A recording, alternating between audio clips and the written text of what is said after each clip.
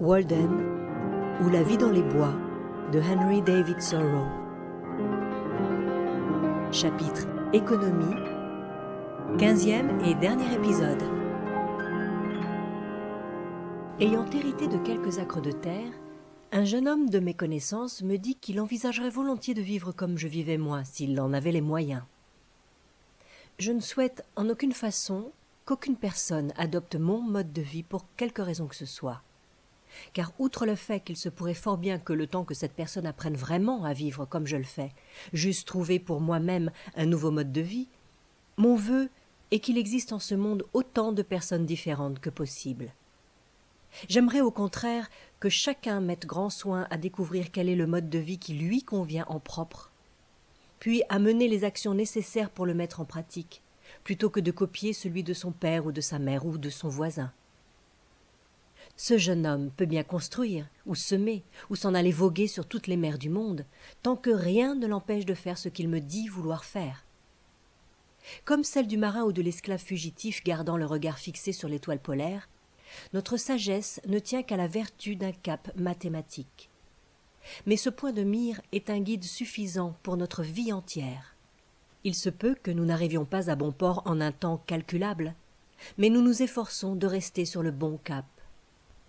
Il ne fait aucun doute, en ce cas, que ce qui est vrai pour une personne l'est encore plus pour 1000, comme une grande maison n'est proportionnellement pas plus chère qu'une petite, car un même toit peut couvrir, un même mur séparer, et une même cave s'étendre sous plusieurs appartements. Mais pour ma part, je préférais l'habitat solitaire. Qui plus est, il s'avérera souvent plus économique de construire l'intégralité de sa maison soi-même que de convaincre autrui des avantages du mur commun.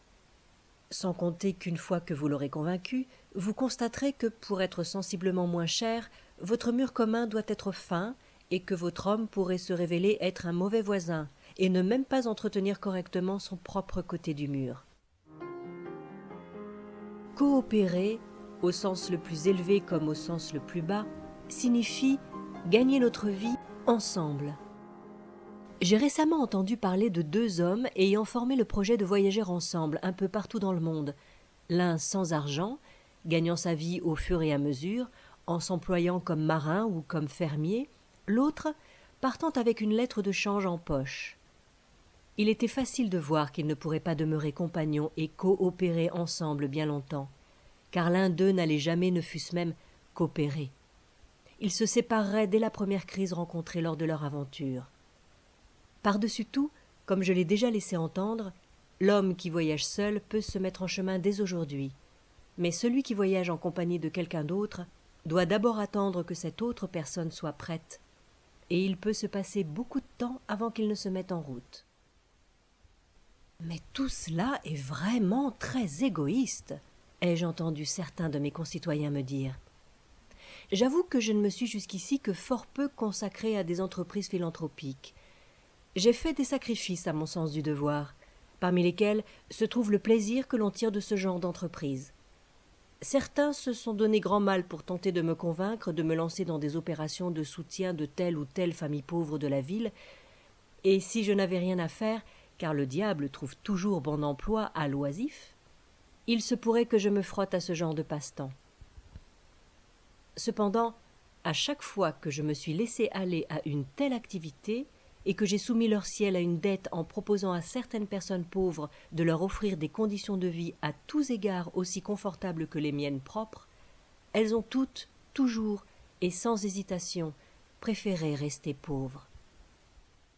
Il se pourrait bien que l'homme qui dévoue le plus de son temps et de son argent pour aider les nécessiteux soit également celui qui fait le plus, de par son mode de vie, pour produire cette misère même qu'il s'efforce en vain de combattre. Ainsi en va-t-il de l'éleveur d'esclaves pieux qui consacre les gains que lui rapporte un esclave sur 10 à l'achat d'un dimanche de liberté pour les 9 autres. Certains montrent la bonté qu'ils ont à l'égard des pauvres en les employant dans leur cuisine. Ces gens-là ne seraient-ils pas de meilleures gens s'ils s'y employaient eux-mêmes? Vous vous vantez de consacrer un 10e de votre revenu aux œuvres charitables. Peut-être devriez-vous y consacrer également les 9 autres, qu'on en finisse. La société ne récupère ainsi qu'un 10e des richesses. Est-ce dû à la générosité de celui qui se trouve posséder ce 10e? ou à la négligence des officiers de justice. Si donc nous souhaitons réellement guérir l'humanité par des moyens authentiquement indiens, botaniques, magnétiques ou naturels, commençons tout d'abord par être nous-mêmes aussi simples et aussi sains que la nature, par dissiper les nuages qui pèsent sur nos fronts et laisser un peu de vie entrer par tous nos pores. Ne restez pas sur terre pour vous faire le contremaître des pauvres. Efforcez-vous de devenir un des êtres dignes de la planète. Je lis dans le Goulistan, ou Jardin des roses, du poète persan Sahadi. On aborda un sage et on lui demanda: parmi tous les arbres chéris que Dieu le Très-Haut a créés éminents et ombreux, aucun n'est appelé Azad ou libre, en dehors du cyprès qui ne donne pas de fruits. D'où vient donc ce mystère? Le sage répondit: chaque arbre a le fruit qui sied à sa nature et sa saison propice. Pendant qu'il porte son fruit, tant que sa saison dure, il est frais et resplendissant. Le reste du temps, il est sec et flétri. Le cyprès, lui, demeurant perpétuellement vert, ne connaît pas ces deux états. De même nature sont les azades, ou indépendants religieux.